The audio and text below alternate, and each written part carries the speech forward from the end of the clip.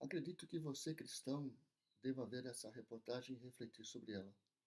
Você, evangélico, católico ou espírita, que agradece ao Criador pela liberdade que você tem nesse país de prestar o seu culto, saiba que o preço da liberdade é a eterna vigilância. Na nossa última reportagem da série sobre lobby no Congresso Nacional, vamos ver como atuam duas bancadas que costumam defender temas para lá de polêmicos. As bancadas da bala e a bancada evangélica. São grupos que têm interesses próprios e que nem sempre são os mesmos interesses da sociedade.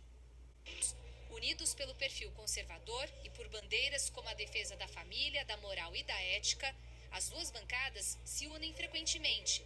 Que costumam defender temas para lá de polêmico. A evangélica tem as suas bandeiras próprias, como propostas contra o aborto, contra o casamento entre pessoas do mesmo sexo e contra as drogas. São quase 200 deputados e 4 senadores nessa frente parlamentar que representa uma parcela expressiva da população. Segundo o IBGE, mais de 42 milhões de brasileiros são evangélicos.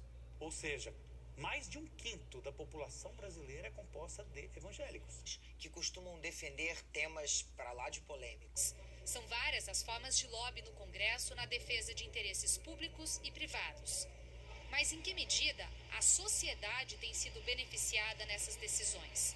As opiniões ainda são divergentes. Observando a atuação desses grupos de interesse, é que a gente percebe a potencialidade do lobby enquanto instrumento de consolidação e aprofundamento da democracia. Porque este é um país que foi construído, o desenho institucional brasileiro, que está descrito na Constituição Federal de 1988, dispõe que se trata de uma sociedade em que nós temos democracia representativa e participativa. E que nem sempre são os mesmos interesses da sociedade.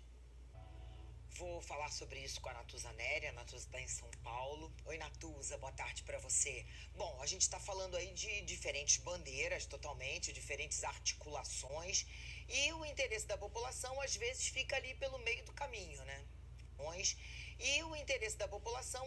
fica ali pelo meio do caminho, né? Pois é, Leilane, boa tarde para você, boa tarde aos assinantes. Isso fica mais claro quando você tem o domínio do poder financeiro sobre a formação de bancadas, por exemplo, essa distorção a que você se refere.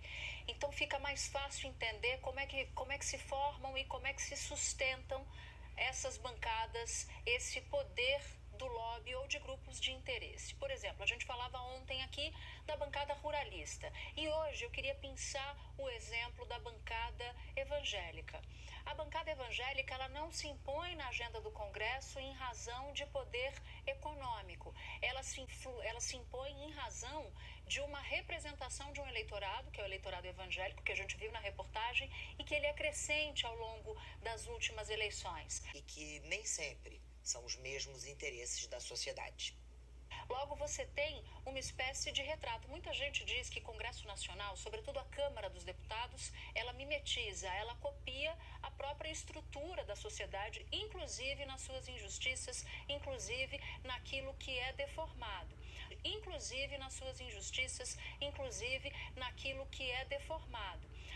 Mas o poder e o limite da força da bancada evangélica, por exemplo, é associado à aliança que a bancada evangélica faz com outras bancadas tão ou mais conservadoras em determinados pontos. Há a bancada católica, que é uma bancada menor, mas que rotineiramente se junta à bancada evangélica dependendo da agenda. E também há a bancada ainda menor espírita, que também, dependendo da agenda, se junta. Então, a formação de frentes parlamentares e de grupos de interesse no Congresso é uma realidade no parlamento brasileiro.